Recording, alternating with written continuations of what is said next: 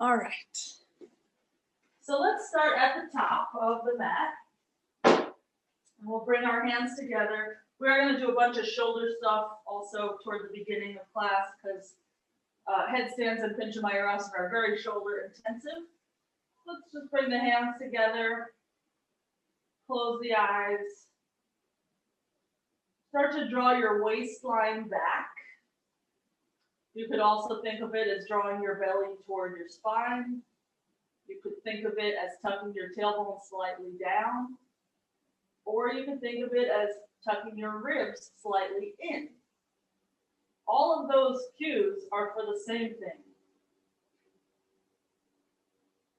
Take one more breath. Let's lower the arms on an exhale. Lift them up on an inhale. Fold forward for the exhale. Come just halfway up for the inhale. We'll step the left foot back so we're in the lunge. Exhale. Simple twist. Right arm up. Inhale. Untwist. Exhale. Either be on palms or fingertips. Right leg straight. Inhale, or just as straight as it gets for now. Exhale to bend. Back foot forward. Inhale. And right foot back. Exhale. So we're just in a lunge on the other side. Simple twist. Inhale, back leg straight. Untwist, exhale. Left leg straight, inhale. Left leg bends, exhale. Back foot forward, inhale. Fold for your exhale. Rise all the way up, inhale. And fold again for your exhale. Come halfway up for the inhale. Send the left foot back, exhale. High lunge for an inhale, arms up. Warrior two for the exhale. To Ardha Chandrasana for the inhale. So we shift the weight into the right leg. Return to warrior two for the exhale. Fingertips down for the inhale. Back foot forward. Stay here for a moment. Drop the head any amount. Squeeze the legs together and find your Utkatasana. Keep squeezing the knees together. See if you can do Utkatasana while still bringing the waistline back. So I don't want to just let everything spread out. So control it. Control how much you bend. And let's reach the fingertips to the floor. Straighten the legs. Come halfway. Exhale. Arms up. Open warrior two, exhale. Ardha Chandrasana, just shift the weight forward, chest forward. Return to warrior two by bending the left leg, gentle step back. Return to your high lunge and place the fingertips down, back foot forward, so that we can find our way to Utkatasana, knees together. And maybe play with how much you arch. Like you can exaggerate it and then tone it down a bit. Almost like a cat-cow scenario, just to figure out what muscles do you use to decrease the back bend. Because one of our issues in inversions, and not just us, but everybody, is we tend to flail everything out. So we need to learn how to control it. Potentially, you could think of it as tucking the lowest rib to be most productive, but however your brain functions in this way, think of it that way. Okay, fold forward, straighten the legs, exhale. Now let's come halfway up, inhale. Step to plank, exhale. Let's stay here for the inhale. Lower all the way to the belly for the exhale. Little cobra for your inhale, so not quite upward dog because we're going to keep the hips and the legs on the floor. But while we're here, think pubic bone down, and now bring your elbows in a few inches. So they're literally squeezing into your body. Take one more breath, open the throat a little more. And lower the head and chest down, curl the toes, press to plank. So you're already in a flat shape. As you lift to straight arms, you just keep your hips hoisting up so they go with you. Downward dog when you're ready. Plank again when you're ready to inhale. Just back and forth a few times like this.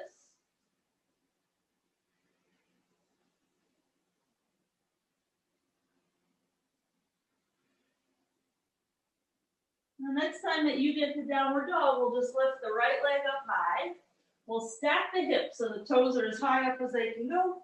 And square the hip, flex the right foot, kick your heel back. Just 2 more times like that. Inhale the leg as high as you can. And exhale to square it. 1 more time. See if you can keep your weight equal for right and left hand. The next time your hips are square, step the right foot forward to the hands. High lunge for your inhale. And a twist with that back knee bent. Exhale. So we open up the arms. Inhale, untwist. Exhale, twist, open the arms. Just 1 more like this. Inhale. And open it up. Exhale. High lunge for the inhale. Hands to the floor so we can step to plank. And for now, let's just bring the knees down so that we can control this descent to chaturanga. We're just going to bend the elbows a few inches and make sure that they're in, literally grazing your side bodies, not out to the side. And go a few more inches. Now think lifting your belly button up so your core is lifting away from the ground. And come all the way to your chest. Untuck your toes, right arm out to the side, roll over onto it.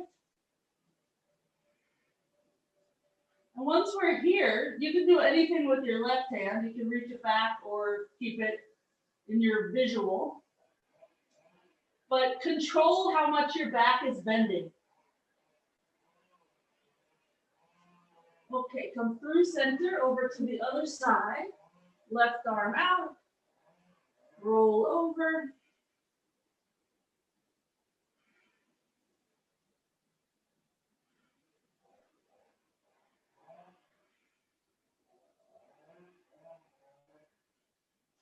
Okay, we'll come back through center. Hands on the shoulders.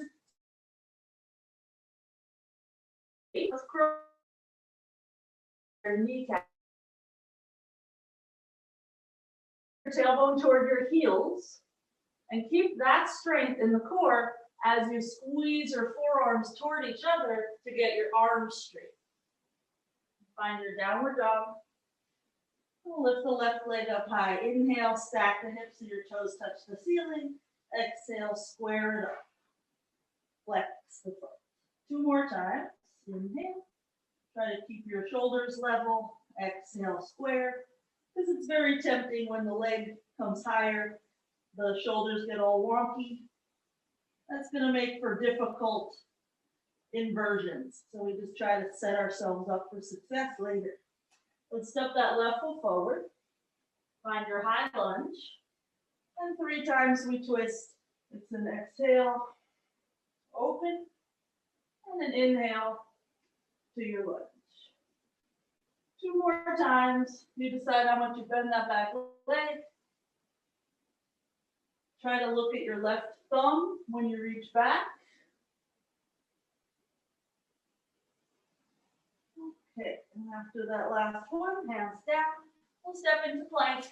And feel free to put the knees down again, because we're going to descend just like we did. So, elbows bend just a couple inches. Knees are up or down, but it's a plank shape. A few more inches, elbows bend. And come all the way down to the belly. This time, right arm, 90-degree bend, elbow about shoulder height, and roll over onto it. It is much less of a roll. A more intense stretch.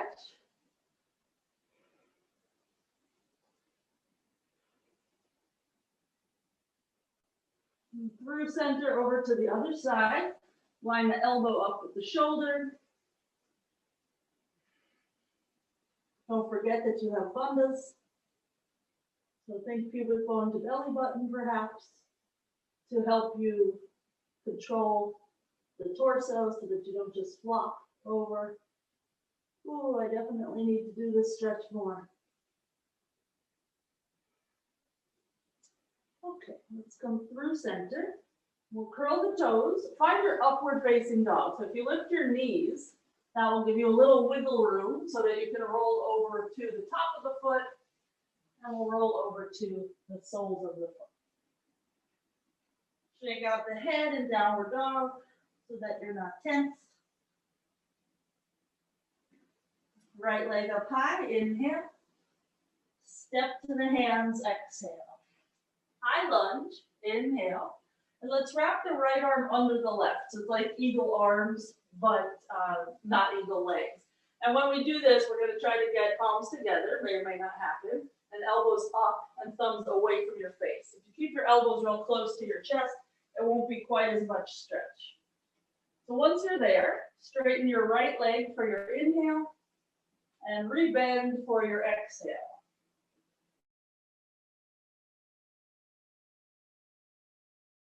Your right leg is straight.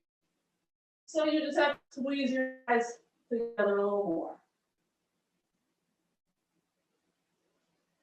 Okay, after your third one, unravel your arms and turn it into warrior two. Heel to arch alignment, and we'll go for Gomukhasana arms. Left shoulder rolls down and comes over. Right arm reaches up, palm facing back. And once you get your fingers linked or you're holding your strap, straighten the front leg for an inhale, rebend for an exhale. Two more times, press your head into your arm and try to get your hip bones and your collarbones to face the long edge of your mat. That is the challenge of warrior two, because we have to keep pushing the right knee back. So after your third one, release your hands, lower the hands to the floor, and step back, vinyasa.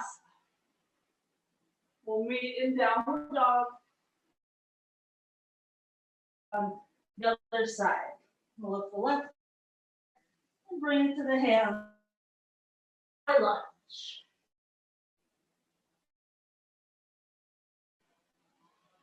So if this way didn't work for you, this kind of like give yourself a hug.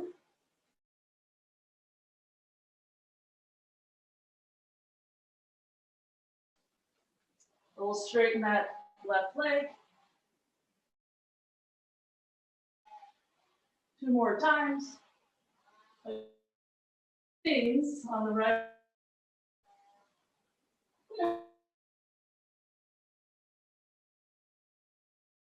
Chance to get into it and not die. Okay. Let's reach up and open up warrior two. So the hip bones, collarbones face out. Then that right arm will come under, left arm over, head back so the throat is open. And we just try to straighten that left leg while keeping the hip square to the long edge and bend. So with this hand and arm and head position, you can't see your left knee. Let's meet in warrior two. Keep your positioning of the legs, release your grip, and just look down and make sure you can see your big toe. If your knee is dropping in, it means next time you have to work harder to push your knee out. Okay, hands to the floor. Exhale for chaturanga. Inhale for upward facing. Exhale for downward facing. Let's bring the right foot forward and the back knee down. We're just going to straighten the front leg, swivel the foot to face the side, and square it up again, and rebend to a deep Anjaneyasana. Let's just do that one more time. We push the floor away with the heel. We swivel from the hip, the toes face the right. Oh God, that hurts. We swivel again from the hip to bring the toes up, and we rebend that leg. Okay, straighten the left leg, turn it into triangle by lowering the back heel, reaching the left arm up. For today, let's bring that left arm behind the back. Grab hold of your thigh. Look straight ahead and drop your right ear toward your right shoulder. Just to get a stretch through the neck.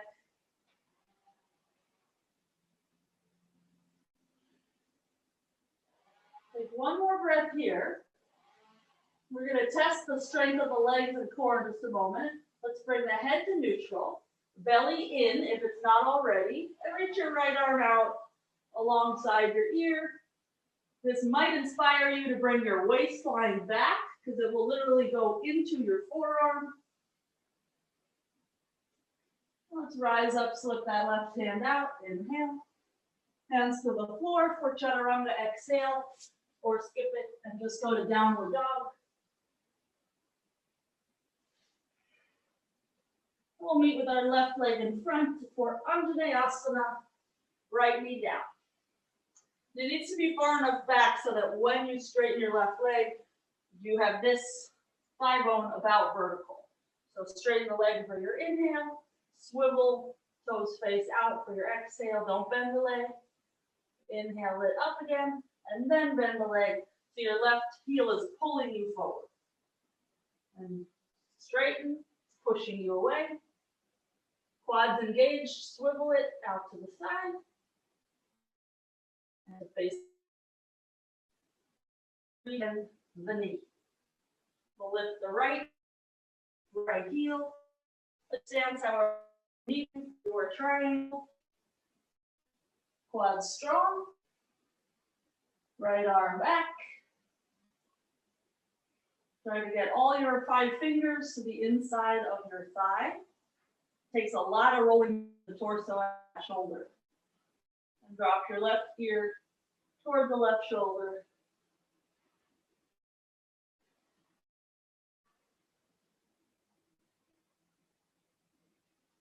Just notice, is your belly drawing in? Or as soon as I said that, were you like, oh, let me do that. Okay, well, with the head to neutral again, and reach the left arm out.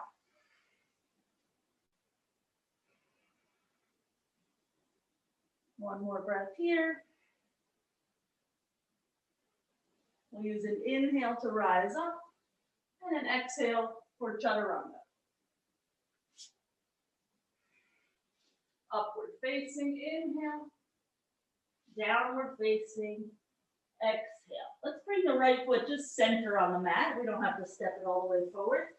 Just launch the left leg up for Ardha Chandrasana. I'm going to bend the top leg and hold the foot for just a breath. See if you can spin your chest up a little more. And return to your Ardha Chandrasana by straightening arm up and leg back. Then find your Ardha Chandrasana again. Grab hold of the ankle. Kick. See what happens. See what changes. And see if you can find your Ardha Chandrasana again with that right hip maybe a little bit further underneath you. One more time. Because when we're in the back bend form of it, we're a little more inspired to scoop that right hip under. And lift that arm up, leg back. Unravel. And just step to your lunge. And you might have to scoot your right foot a little bit forward, depends on where your mat is. Okay, straighten out that right leg, flex the foot. And rebend. Just one more time like that, just sort of resetting our hips. And let's launch our left leg off the ground again. This time we'll find our Viparita, Ardha Chandrasana, and we'll bend that back leg and find the foot with the right hand and kick. And our thigh will go a little higher, our right shoulder will go back a little bit. And maybe return to your Viparita, Ardha Chandrasana, straightening the limbs. Bend that back leg, find your foot, kick. It's a lot easier for the twist to happen because we're kicking. And extend it out straight. Maybe look up at your right thumb. That'll help you keep the twist. And one more time, grab hold of your foot. Kick your heel up toward the ceiling, away from your butt. Extend everything straight. Whew, and let that go. Bend the knee so that you can step back Vinyasa. That was a lot for the right hip, even though it was your left leg looking real fancy. Let's bend one knee at a time. Before we do that on the other side, let's give our right hip something more gentle and let it forgive us. Right foot forward for warrior two. Into Parshvakonasana. The version is going to be right hand, pinky toe, side of foot. The version that gets into your shoulders most is going to be binding under the leg. Take 2 more breaths.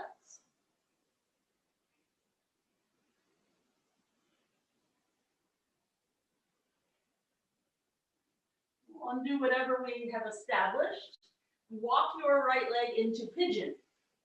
And for this pigeon, let's bring our foot pretty close to the left hip because we're going to do some arm things. And we need to be able to balance to help hand to thigh.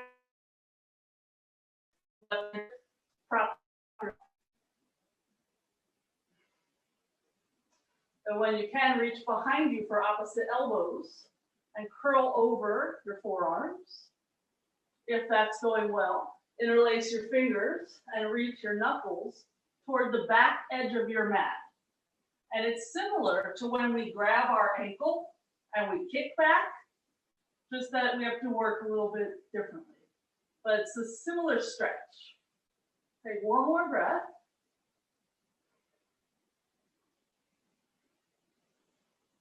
Okay, let's get out of there in Vinyasa. Oh my gosh. I hope I can walk later. That was a lot. Okay, let's try the other side. Left foot forward for Ardha Chandrasana.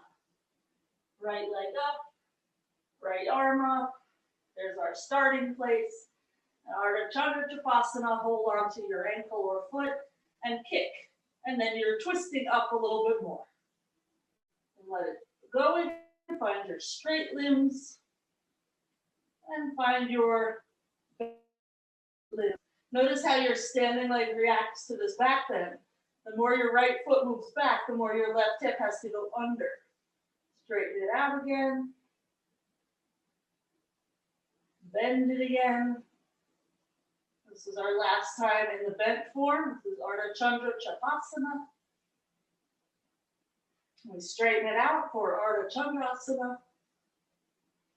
We'll lower the hand, lower that back foot, so we're in a simple lunge. And we just straightened and bent that front leg. It's actually a couple times.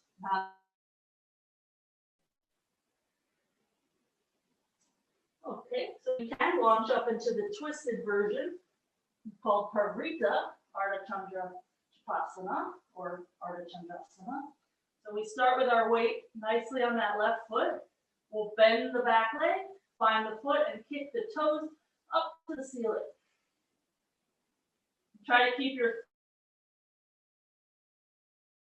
straight again. 2 more times.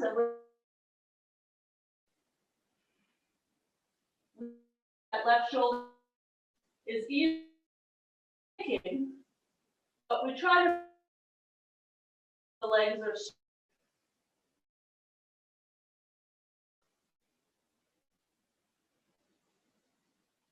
okay. So up to your next jaunt into the straightened version, release the hands down and nasa.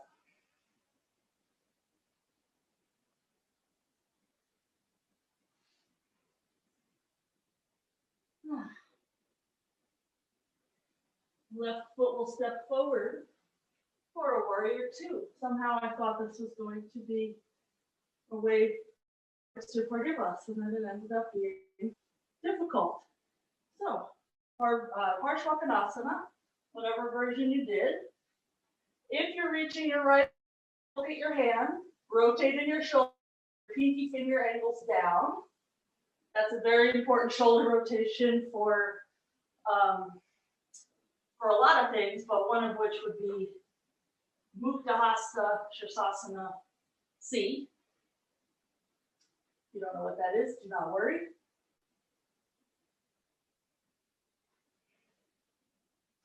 Okay, let's get out of there and walk that left foot to the right. Find your pigeon. And because we're about to deal with the shoulders and the balance, we're not going to have our left foot crazy far forward. So for the back's sake, if you need to be down, foot up. And to reach back, just see if you can slide your arms to hold opposite elbows and curl back like you're a little steel bar curling back. And when you can, release your fingers, reach back like your knuckles are going to touch your foot.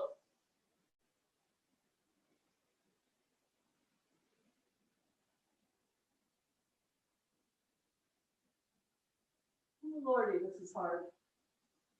Okay, let's get out of there.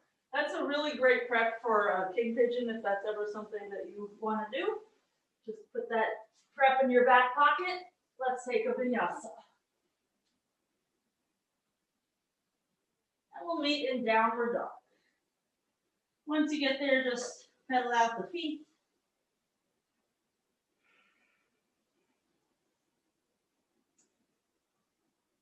Okay. Let's come to tabletop. And if you have any wrist issues, you could do this from fingertips or ridge tops. We're just going to first stay put. And we're just going to feel the waistline lift up toward the ceiling. And to exaggerate what would not be this neutral back, let's drop the waist and lift the butt and the chest. And take it to your rounded shape, lift the mid back toward the ceiling. One more time in the exaggerated arching and rounding, just so that we can sort of get it out of our system. And let's meet in our neutral place again, which is going to feel a little bit more rounded. Air on the side of a little bit more rounded because we're about to make it hard. So this belly has to always be in. Sometimes I will actually touch with one hand because it's hard. Okay, right leg back. And lift the leg up some amount without arching the back. If you start to feel your back arch, just lower your leg a little bit until you can control it. When you feel balanced, left arm out in front. And while we're reaching the limbs away from this core of the pelvis, we're also drawing the energy into the pelvis. So keep the hip in the socket, keep the arms in the socket. On your next exhale, touch your knee to your elbow, curling into a little ball. And inhale, extend it out again, but don't arch, just to neutral. So we curl in, we're rounded. We extend out, we're neutral. Let's take one more like this.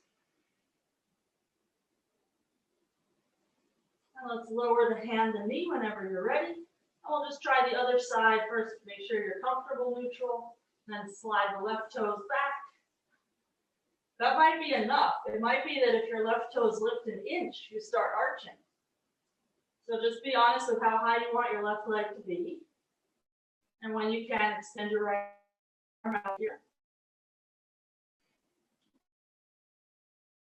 Out to lift up.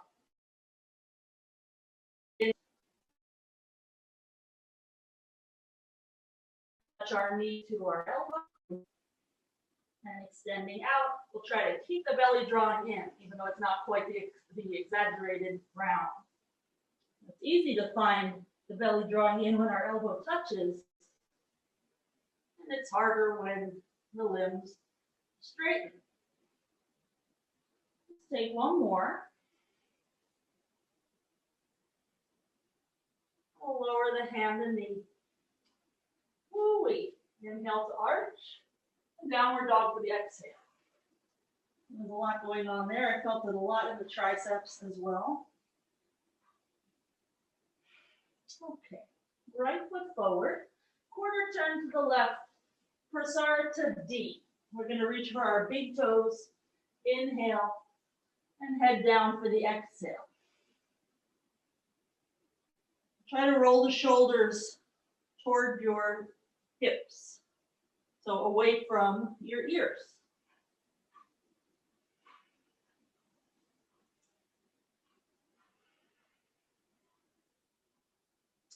Okay, let's straighten the arms. We'll walk the hands toward the top of the mat and just find your lunge with the right leg bent. Left palm flat. We're going to walk the right foot back a smidge, come to the outer edge of the left foot. Hold your big toe and just lift the leg up to the ceiling. We're not going to stay here for long. We're just extending it up. Then we're going to bend the leg and put the foot down again and lunge. And Viparita, facing the long edge of the mat. Grip the big toes. Get your weight out of the heels. And let's try the other side. We'll straighten the arms for an inhale. Walk your hands to the left. Find your lunge. Then find your side plank. You don't have to walk this left foot back a little bit, but it might be easier to do it that way. Hold your big toe. Keep your hips up. Extend your legs up. And hold your big toe. Escort your foot to the top of your mat so your elbow bends as that foot lowers. Your Viparita. This time let's take V. Hands to the hips. Head down. And now your legs have to be a little stronger because it's harder to get the head down. You have no arms helping pull you. Okay, we'll come just halfway up. Walk to a lunge facing the right leg. We'll do the same thing. Hold your big toe. Just notice how strong your right arm has to be. You could go right from there, or you could scoot your right foot back a little bit. The right arm is pulling that foot toward your head, and then as you bring it down again, it's lifting your foot up. It has to literally carry the weight of the leg.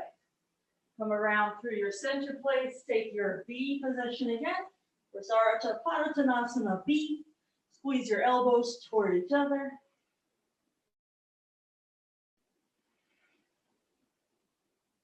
Maybe get your head a little further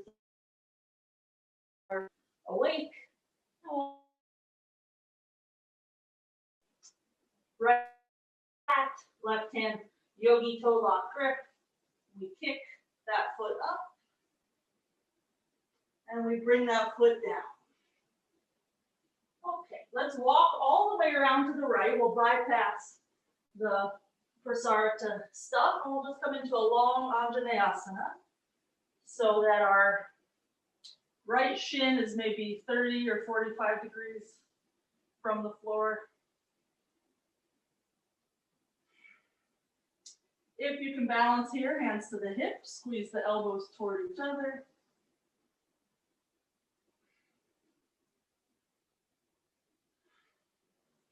Let's place the fingertips right under the hips and start to walk the back foot a little further back so that now the sole of the right foot lifts, and you might decide to enter a split, or maybe you're in your version of a split already. Take 2 more breaths.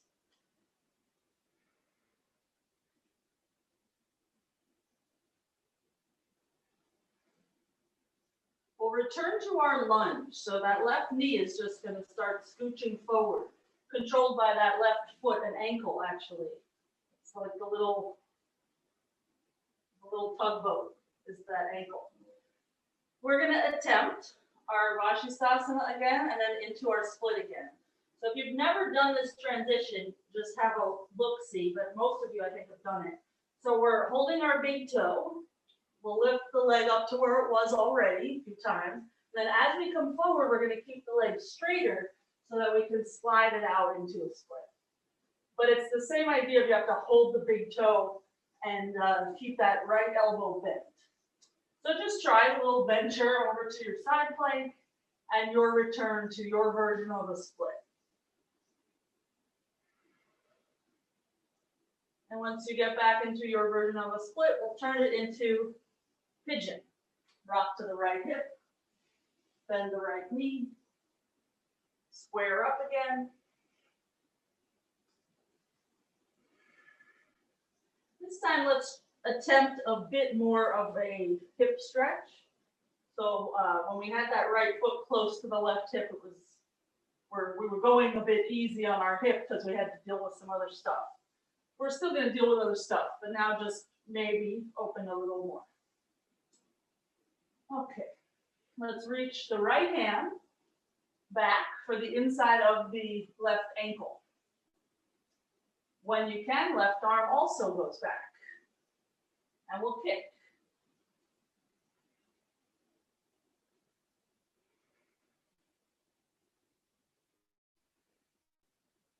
That's so good. I need to stay here. Oh, slowly get out of there. And we'll just step back to tabletop. Before we do all of that on the other side, let's go for anahata. Reach the arms out, look between the thumbs, and drop the chest down. We'll be doing anahata a few times. So while you're here, reach your tailbone toward the wall behind you. Reach your pubic bone toward your belly button, your waistline up. Whatever cue helps you to stop dropping too much into the low back.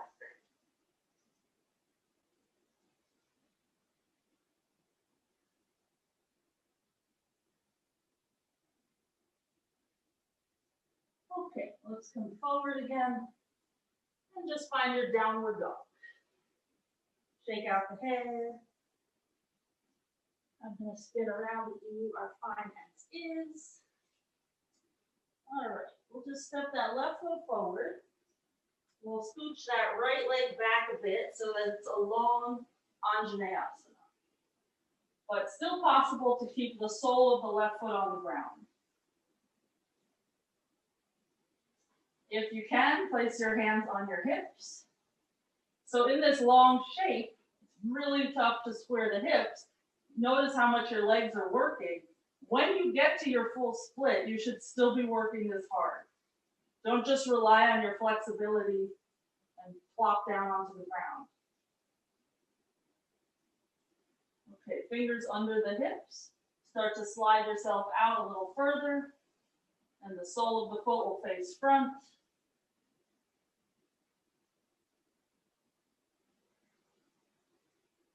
It's very clear which is your more flexible side. This is usually why we prefer kicking up to an inversion with one side over the other.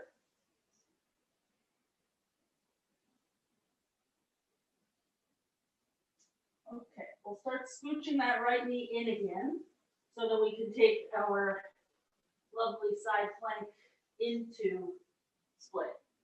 So right hand flat, left hand to big toe. Come onto the outer edge of the right foot. And keep your hips high because they're already high. Lift the left leg up. And as you bring the left leg forward, bend that left elbow so that the foot lands somewhere out in front of the hand, and then the sliding can happen.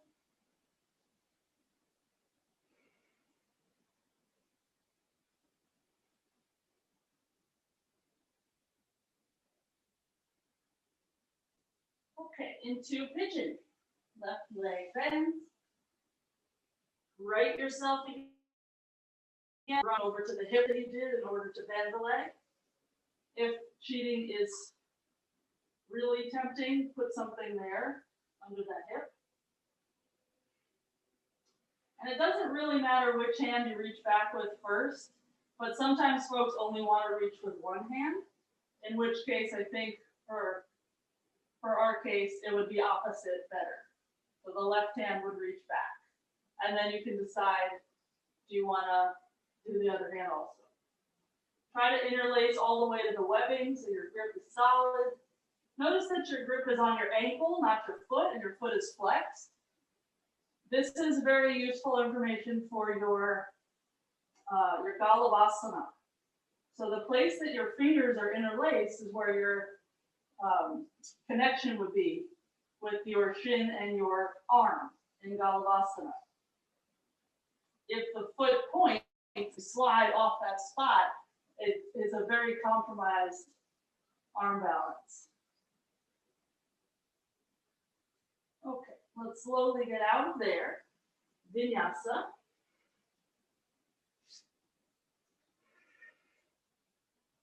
And we'll find our Anahatasana round 2, this time with the elbows bent and the forearms vertical. You can start with your knees pretty far back. And then if it's easy, you just walk your knees in more.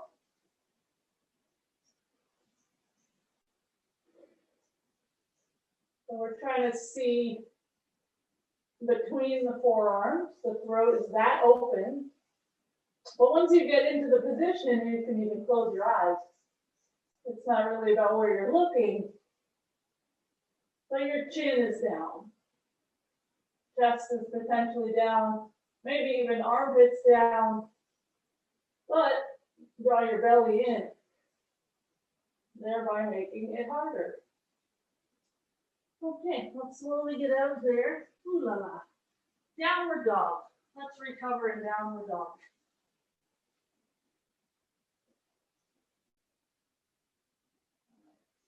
I think we have to start chunking into our inversions or we're going to be too tired. By we, I mean me. So we're going to start with Baddha hasta A, the easiest of them all. I'm just going to show you how you could do it with your thingy-majigger so that you know, and it's the same for all of it. We're going to do the same legs for every variation of headstand. I'm going to interlace my fingers, measure out my elbows first. I'll step one foot onto my thing. Oh, this thing is actually no good. I'll put my head down and I'll just lift my left leg as high as it can go.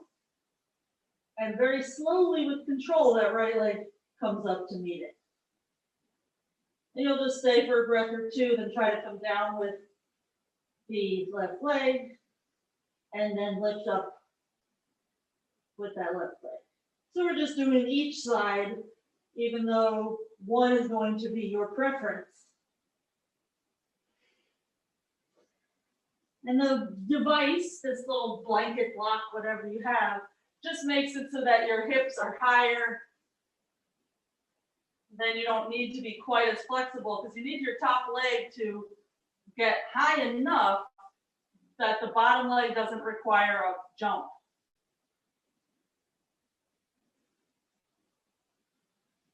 Good, go as slow as you can on the way down.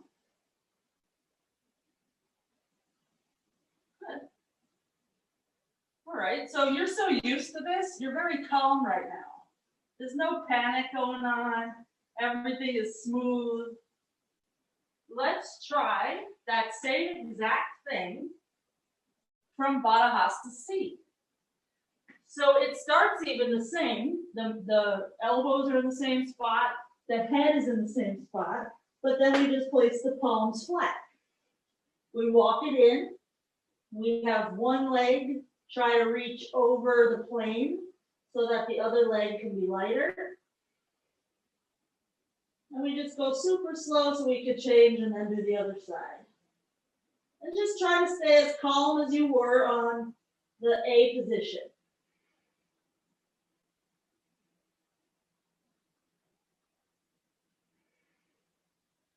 Obviously now your fingers have just started to come online.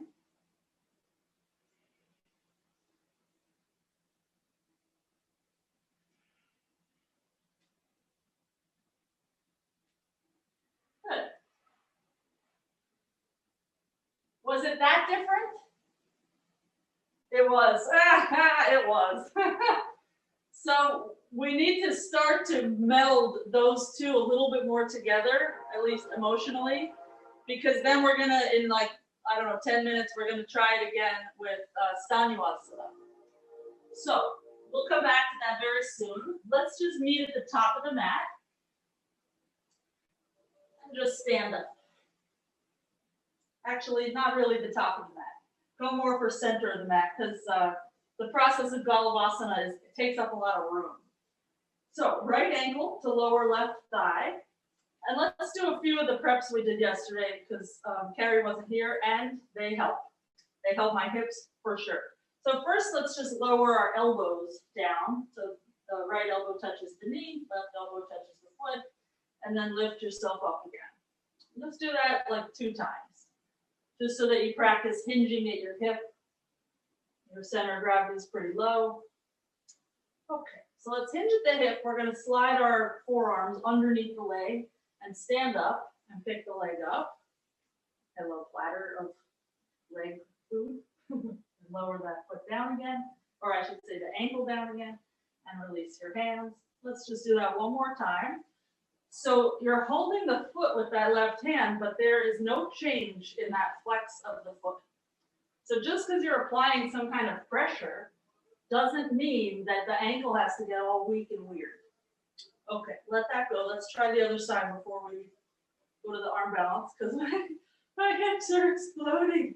Okay, left ankle. We'll bend both knees. That right knee bends quite a bit in order for us to touch the forearms to the shin, and then we rise up again. And we lower down again. So for Galavasana to be comfy, these preps have to be comfy.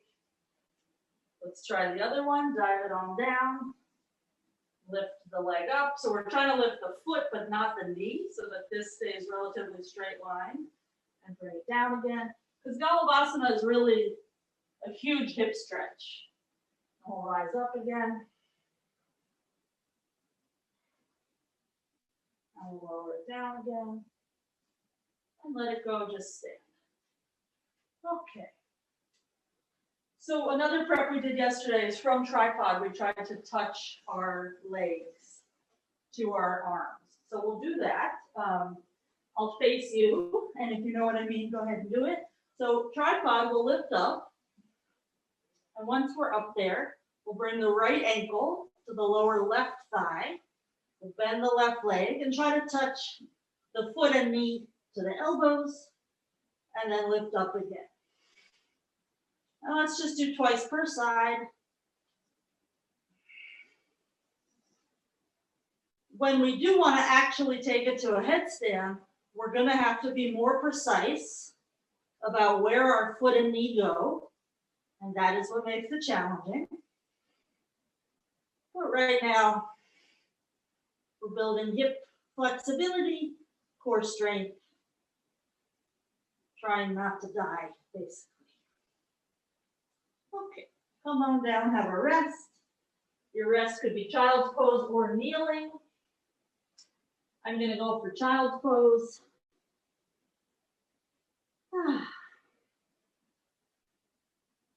Okay, we'll come back to the land of Galavasana soon. I don't want you to forget what we did in the headstands. Let's go for A again. We'll rest, then we'll go for C again. So same exact stuff we did before. Decide if you need your block. Really the goal of this is to have the smallest amount of kick as possible. But it's going to depend greatly on how flexible you are. So if I can only get my right leg up to here, I'm going to need some kick. If I can get my right leg really far over, then I don't need quite as much.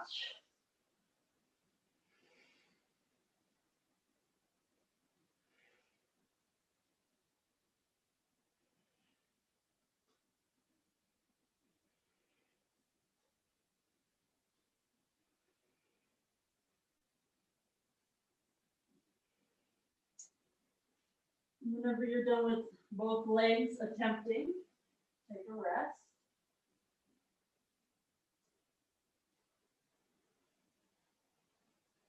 Okay. Holy, we're going to be tired later, folks. So let me say a little piece about shoulders. We hear a lot like to bring the shoulders down the back.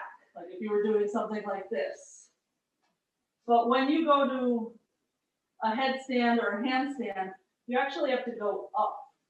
Like your shoulders are moving toward your ears. And you're going to find that in your headstand, it's the same. You can even try putting your hands behind your head.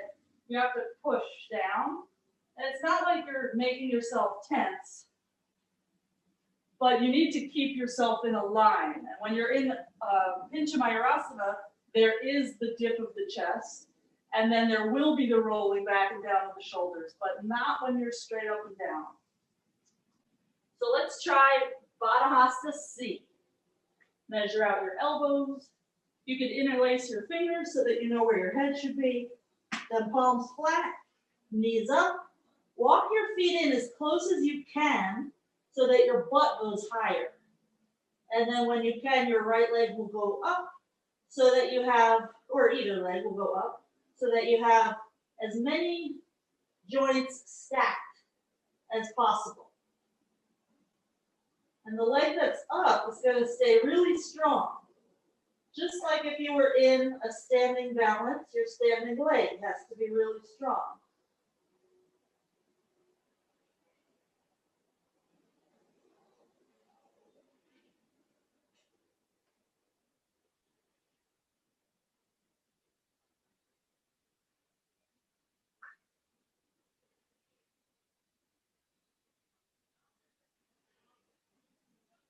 I had to stop talking because it got really hot and my hands got really sweaty and they started to move and then the pose got even harder. Okay. So let us meet in downward dog when you are feeling ready to get there. If you're about to have a breakthrough moment, by all means milk that headstand a little bit more. Let's start walking the feet toward the hands. We'll stop at about the halfway point so that we can bend the knees and roll up. And we'll just take Galavasana.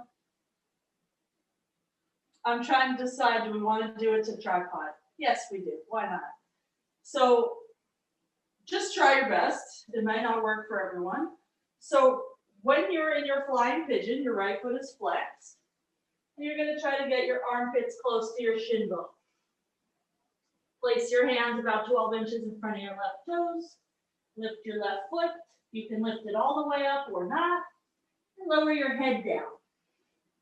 Once your head gets down, start to lift your hips higher, your left leg up.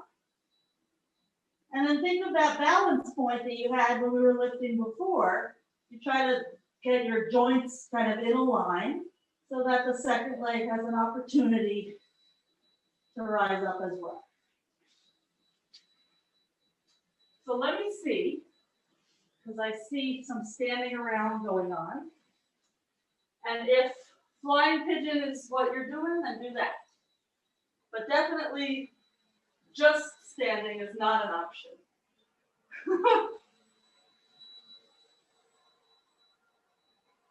Carrie, your foot needs to be a little more flexed. The foot that's on the arm. Now there is a leaf blower outside of my house. Good, Lisa, you got this. Take it all the way up nice and slow so you don't come down. Woo! Top leg like a pillar.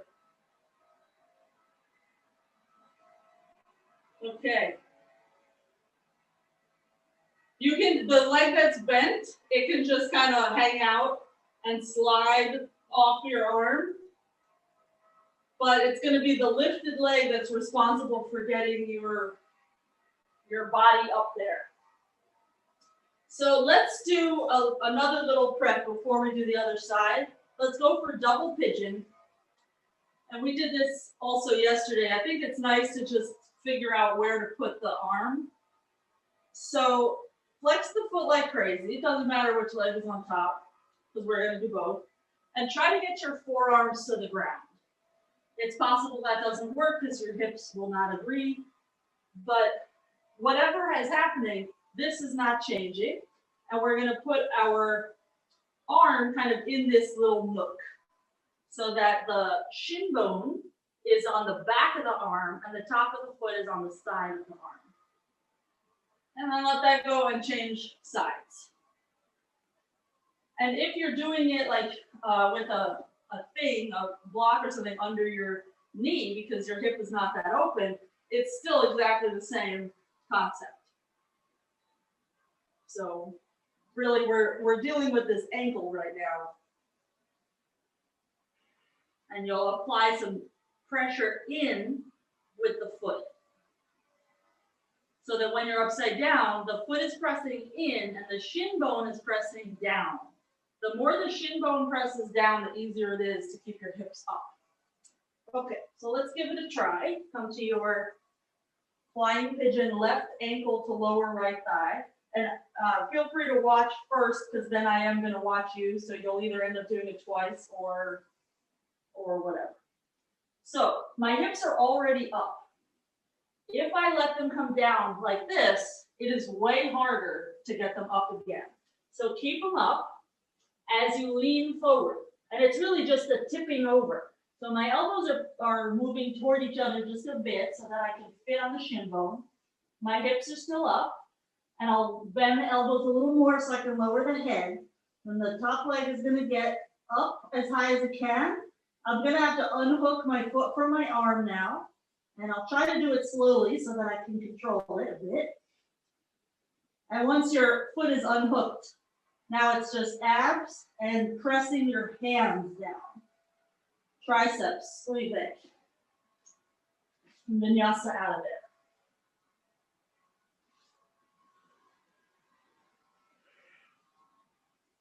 All right, so Lisa, I expect you to find your full vertical tripod. And Carol, try to get your armpits a little further over your shin.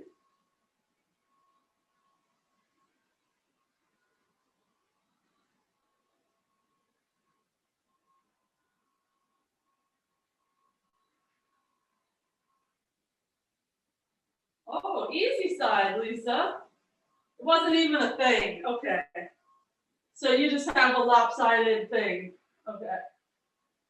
Conceptually, it's fine. All right, Carrie, you got this? Okie doke. So when you feel like you have made it down safely, let's just meet on our knees for a moment. Let's curl our toes under. We'll bring our thumbs inside the hands. We do this one a lot because I'm a dog walker, I always need my forearms to stretch. And if I don't get this stretch through the side of the wrist, my forearms and hands start to complain. We're just angling our knuckles down. Okay, ooh, shake that out. All right, so if you thought that lifting to Baddha Hasta C was hard and plenty on your plate, try that again. Otherwise, same thing, just with your head off the ground. It's then called Stanuasana, but don't get scared just because it has a crazy name. It's the same concept. I'm looking back, and in headstand, you're looking back. So really, what has changed is where is our balance point? So I do now need a little kick because with the head off the ground, I can't get my hips to the same spot. But I'm still looking back as opposed to a pincha where we look forward.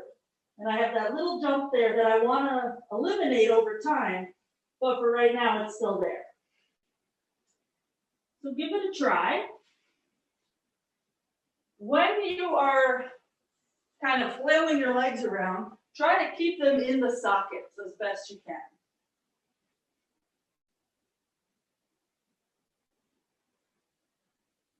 Now, there better not be a block there under your hands.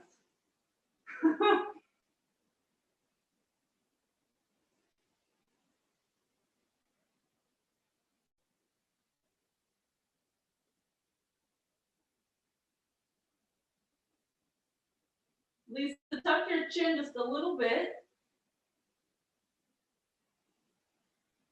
Okay. Oh, Karen fell over. You all right? Okay. All right. So she fell over, which means she can do Viparita dandasana from headstand. That's what that means. Because We do fall over on purpose a whole lot of times.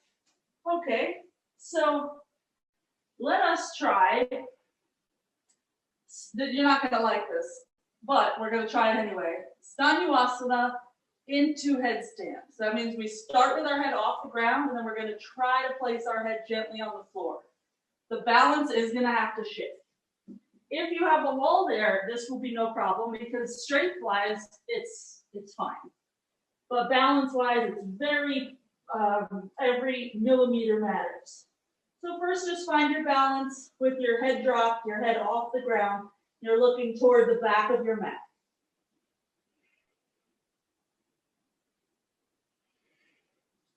And when you feel ready, you'll start to lower your head a bit.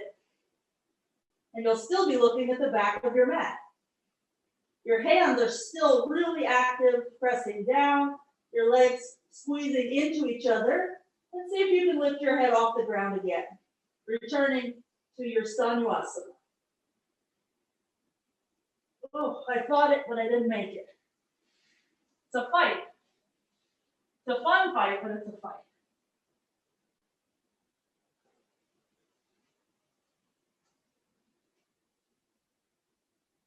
Carol, go thumbs up, thumbs down. Are you using a block? Yay, no block. Yay. Because you're looking so stable that I thought you were cheating. Good job. No cheating. I like it. All right. So let's try one more variation from this family. We'll go Stanuasana into pincha mayurasana. So again, you're going to have to think about your hands a lot. And you're not going to really love the Stanuasana entrance until you do it 1,000 times. So here we are looking at our feet. I'm going to try to lift up with my leg that I don't like just so that I can try to practice it. And once we're in the balance, whoo, it's a lot of hands. I'm going to move my hips forward, try to reach the feet back just to bring an arch. And now there is that feeling of dipping with the chest, so it's not quite the same pushing down, it's more pulling forward. So I like how Carrie angled herself to the couch. So first step would be just find your straight up and down Stanuasana. Try to glue your legs together. Lisa, that was real cute. Your legs are like riding a bicycle. And take your time pushing your hips away from your feet so that you arch your back and look forward.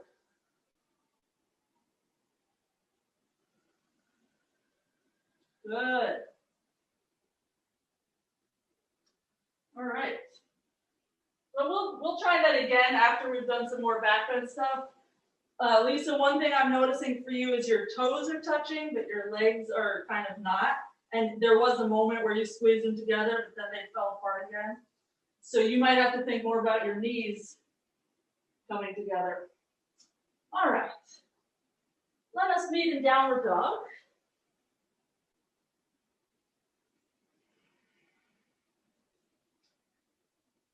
Let's rock forward to plank and lower down to the belly. Let's bring the arms to cactus. Keep the forehead on the floor and just lift the forearms and hands and elbows up and lower them down again. Let's do this a few times. So we're not in really a back bend because our head is still down and our legs are still down, but you can feel how the back of your body is working to get your arms up. The next time that your arms are up, start to lift your head and shoulders up. Bend your knees. Lift your feet up, push your pubic bone down, and reach back and find your ankles. And once you found your ankles, then you can kick with the legs. You can come up even higher without as much strain. Because your legs are really strong. They can handle a lot.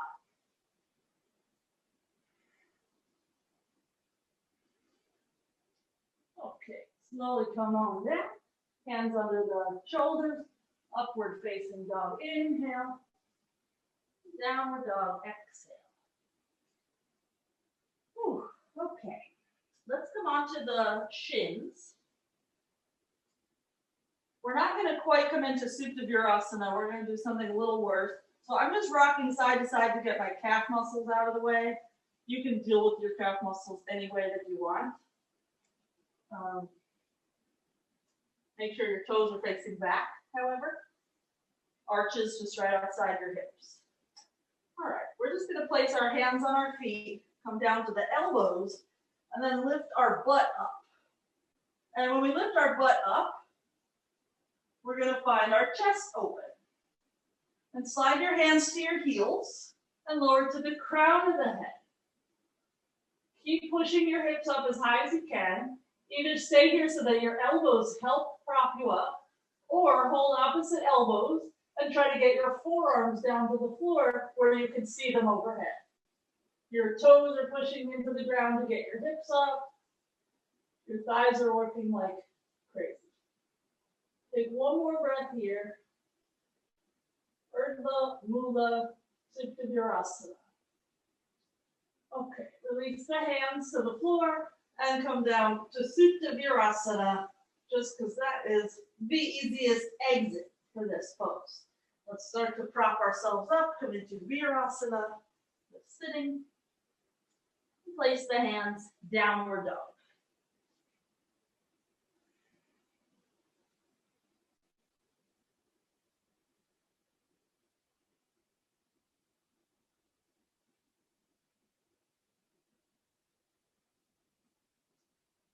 Okay, right leg forward, left knee down. Reach your hands back, just like we did earlier when you were in pigeon, but now you're in Anjane. So you'll interlace your fingers around that ankle, foot is flexed, and start to kick. But as you kick, bend your front leg more. So you wind up with this shoulder and chest stretch. Yikes, and hip flexor stretch. Oh, it's very hard. Let's stay for 2 more breaths like this. And we'll attempt the exit where we lower our back foot to the floor. So loosen your grip just a bit, unbend your front leg, but keep the sole of the foot down so that you can lower your back foot down. Takes a lot of control with the legs. Let go of the grip and change legs however you want to. So you wind up with your left leg front, your right leg back.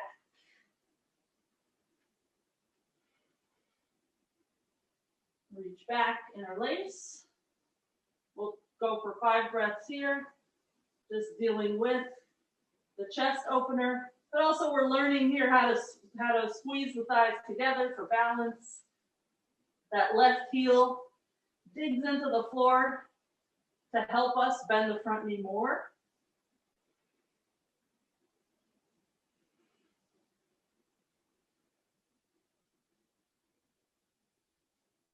Okay, we'll start to bring that back foot down. Ooh, I lost my grip too much. There's a fine line for how much you can unwrap your back fingers.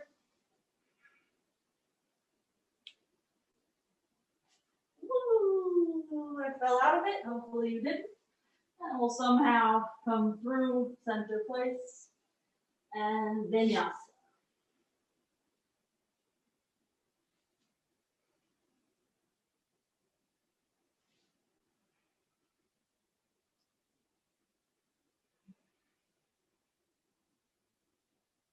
Okay, let's come to hands and knees, but scoot yourself back a bit. We're going to place our head on the ground again. So when we do back bends, we tend to lose the connection of like hips and ribs. That whole feeling of waistline back, we lose that. So let's just find it again. Tripod headstand. Practice lifting the same way we did before. I know you can do it with 2 legs at once, but just for now, practice 1 leg up. So you come to the tippy toe of the other leg, and then the second leg meets it. You change legs in the air, you come down very slowly. And then you try the other side. And just notice that your gaze is back.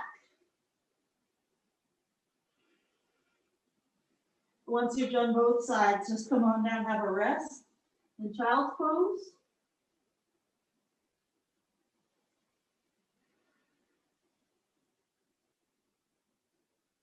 Okay.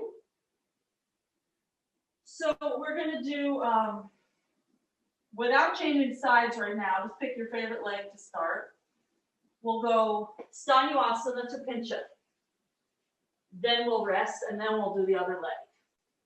So you could actually pick your least favorite leg to start also if you want. Measure it out. Find your down dog B, so you're looking back towards your feet. Your head is off the ground. Step one foot in a little bit. Lift the other leg up as high as you can and give yourself whatever little boost you need to actually get that second foot off the ground. Find your balance and stanu. And start to gaze forward. Push your hips opposite where you're looking. Reach your toes toward where you're looking. And then come down and have a rest.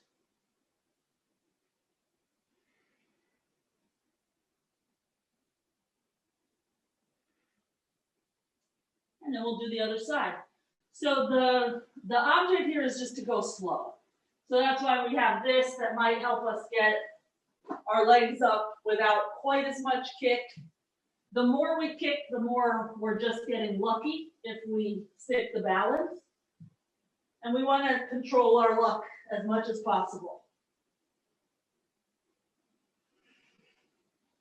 But of course, there's a lot of factors at play. So we just do our best.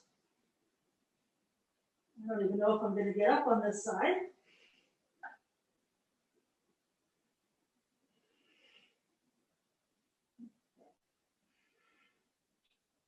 So I don't know what you were doing when I was getting up, but I had a little cheat of a way to get up. So I did finally do it. Whew. And I'll just show you. So I'll wait for you to be done. There's no rush because you're actually in it. So there's a lot of ways up. The straight leg one is only one. So I was struggling with that a lot. So what I did was, and this is applicable to any inversion, one leg went up. I'm just going to do it from pincha. And then the other knee bent in. And that's just one way to keep your weight a little bit more centered in your core so that you can then extend it up. Okay, let's meet in downward dog. Because if your entrance to a pose is not working one way on any given day, you just try it a different way.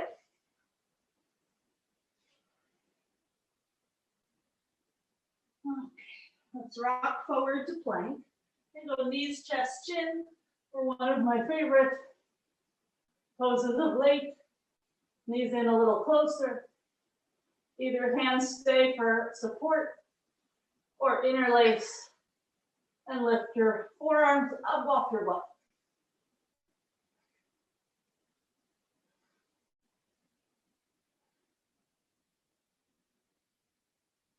Holy. Okay, we'll slowly slide out of there. And let's make our way again to dandasana. Move things out of the way if they're on the side of you because we're going to do parshva dandasana. We'll hold the ankles, kick your heels up away from your butt, and roll onto your right side so that you can roll your right shoulder back and get your heels far away from your butt. If possible, knees together. We'll come through center, over to the other side. Sometimes I have to roll forward a little, then re-roll that bottom shoulder, and then roll back again.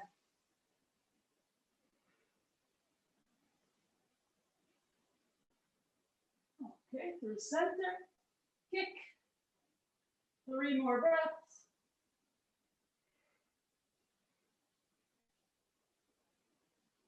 And let's come on down, take your time. That was a really quick 3 breaths for me. Whew. Sometimes you have to ignore me when I say come on down. All right, let's vinyasa. We're going to meet on our backs for a variation of Setu Bandha Sarvangasana. We're going to try to hold our ankles. And if that doesn't suit you, of course, do something else. We have to make our ponytails and buns get out of the way. You're going to have to reach a bit and get your heels real close to your butt. Once your hips are up, roll your shoulders under and push your hips up higher so it feels like your knees are moving over your ankles. They're moving away from the top edge of your mat. Take one more breath here. It's a lot of glutes right now. Okay, slowly come on down.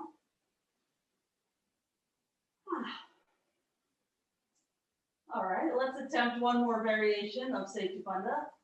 We're going to try to get our hands underneath our hips. So that means that your hips have to get up as high up as your forearms are.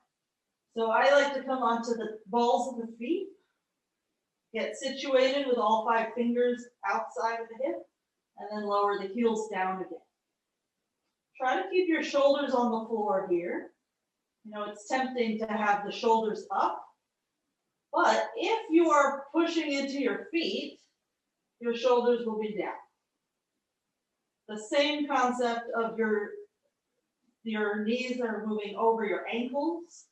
They're moving away from the top edge of your mat. Take one more breath.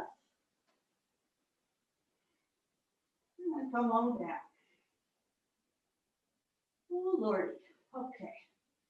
Next up on the docket is Viparita dandasana. And it's going to be the same thing with the legs. And we did this, I guess it was Friday, because Carrie was there, taking great strides. So we come to the top of the head, we walk the fingers back. You might have to be on the balls of the feet to get the hands down. And we push into the feet so much that, again, the knees are moving away from the top edge of the mat. It feels like our chest is moving through our arms. At some point, your elbows will be down so solidly that you can get your head off the ground.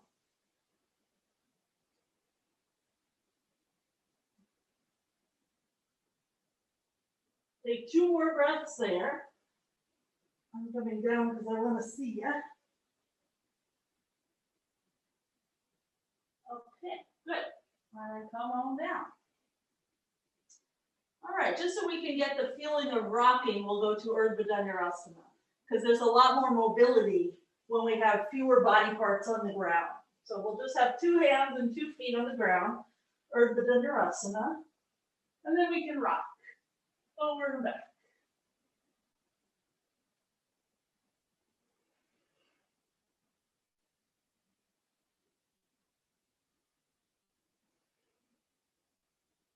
And then come on down to your back when you've had enough. Rest for a moment.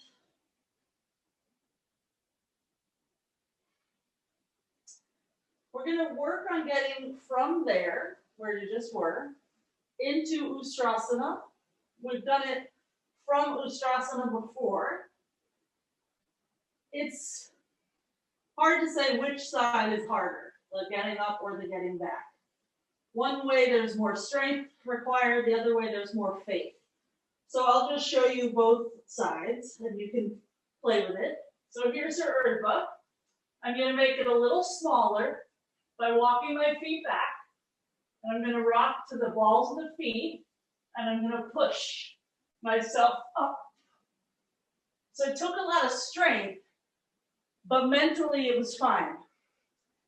To go back, it's easier physically because gravity's going to get you there, but you have to have this moment where your knees are up, but your hands are not yet down. I'll do it one more time in case the visual helps you. It's hard to look at hands and knees at the same time, but when you're doing it, it's hard to think about both. So I just am thinking hips forward and then go. And the legs do all the work. So give it a try. Play with something that is an appropriate variation for you.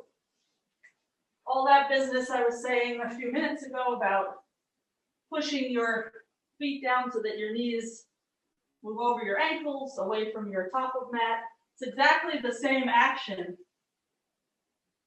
just in this weird place.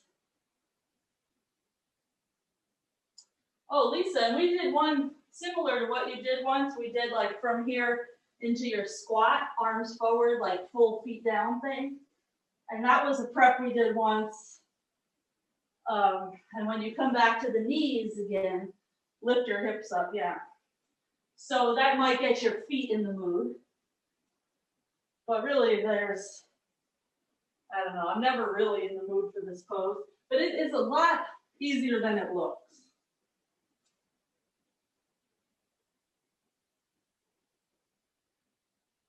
And if the moving back and forth doesn't suit you, just stay in one spot and breathe.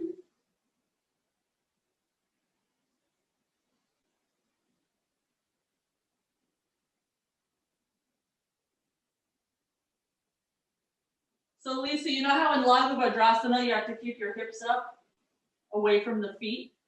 Same thing here, but maybe you're not so used to it because your toes have to be like this and you're really used to doing it from here. So think of it as the same idea as Lagu. If your butt touches your feet, it's kind of game over. You have to keep that feeling even though your toes are tucked. Try it one more time, Miss Lisa, because I think you can get it. And Carol and Carrie, we are going to head toward Scorpion. Oh, they're still down for the count. Oh. Okay. I've seen better. Maybe you're tired right now. Okay. You can always take whatever I said and do it tomorrow. Okay. All right. So let's try pincha into Scorpion. And we will attempt again to come into Viparita dandasana. And I'll just show you where is the strength and where is the moment of just go.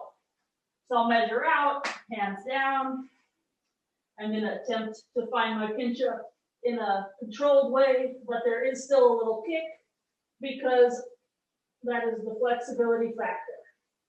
Okay, so here's pincha. And then I'm going to try to increase it. I like to separate my legs because otherwise my back doesn't bend enough. I'm looking forward. I'm reaching my hips away from my feet. Then I'm going to bend my knees. And at some point, I'm going to say go. And I'm going to drop my head and let my feet come down. Go. And you heard the thud. That was the flexibility factor. So you can come all the way down, or you could go to a wall, or you could just work your pincha and your scorpion. Play with that for like 2 minutes.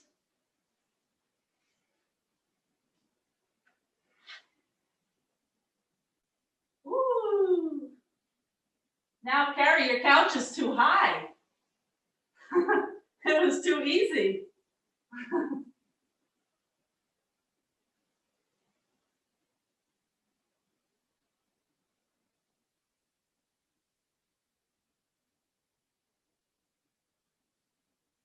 Good. So, Carol, for you, next time you take your feet off the wall, try to balance for like 3 breaths before you come down.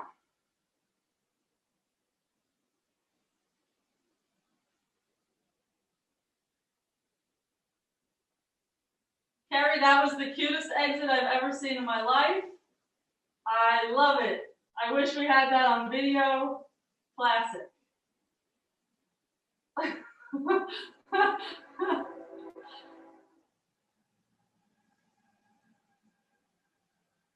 So one of the reasons, Carrie, that it was hard to come back over is because your couch is squishy. If your couch was harder, you probably would have made it.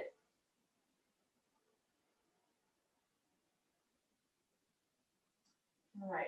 So either try again with whatever you're doing, or meet me in Upavishta Konasana. Carrie's going to try it again.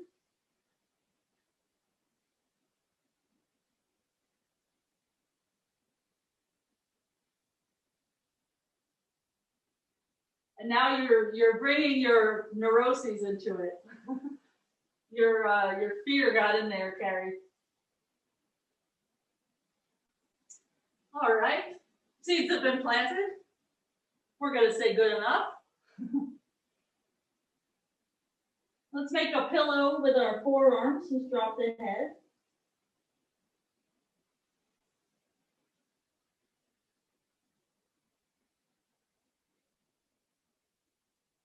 Let's rise up, wiggle the legs in. Let's just take a Ardha Matsyendrasana. Left leg bends, right foot goes outside of the left knee, and we'll hug the knee into the left shoulder to twist. It's a twist, but it's also a hip stretch. And you can hug or hook or reach down with that left hand.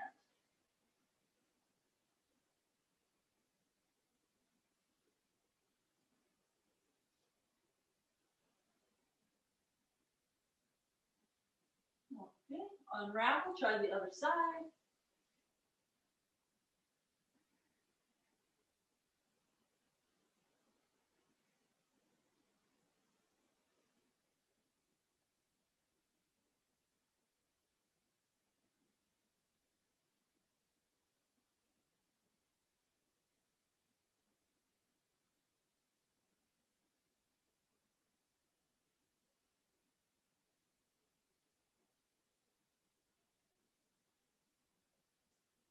Okay, let's unravel, Paschimottanasana.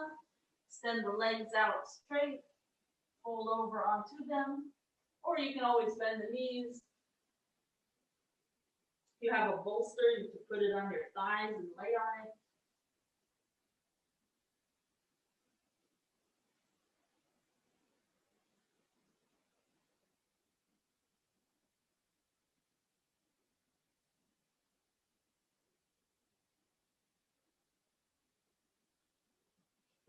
Let's rise up. We're just going to baby cradle the right leg for a moment.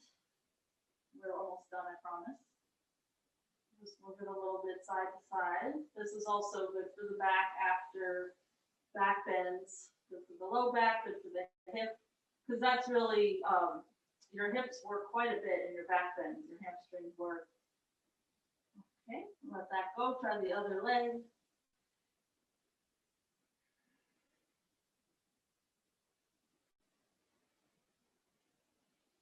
I like to move this around, but you do not have to. And I don't always move it around.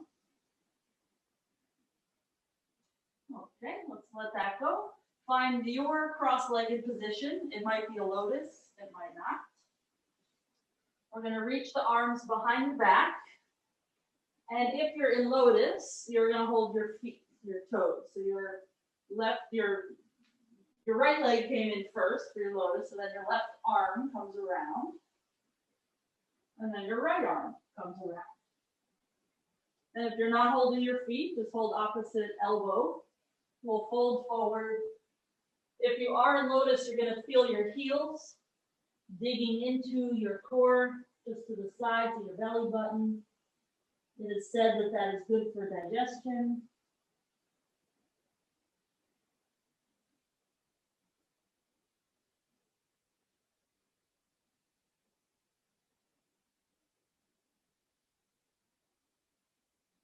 Start to rise up, let go of your grip under your legs, and either vinyasa and then lay down, or just lay down.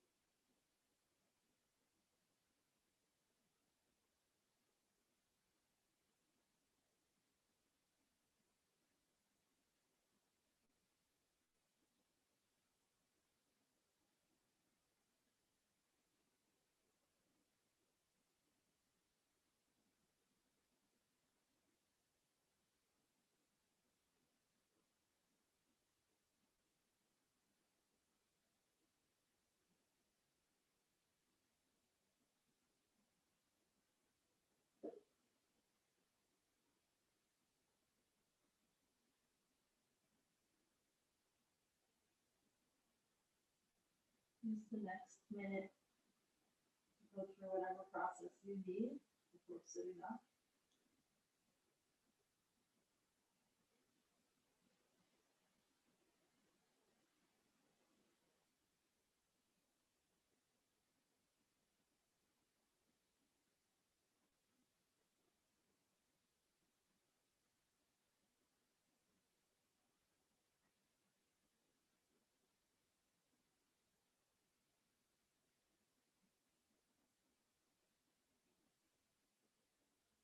When you are sitting, line up your shoulders over your hips, your ears over your shoulders, so that you're not leaning forward or back, but also there's a sense of ease.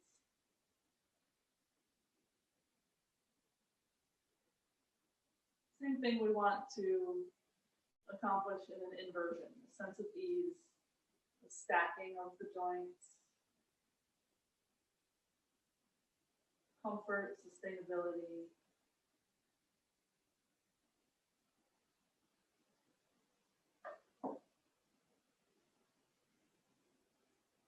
Let's bring the hands together, fold forward.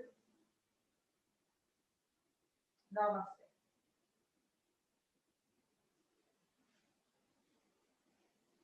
I'm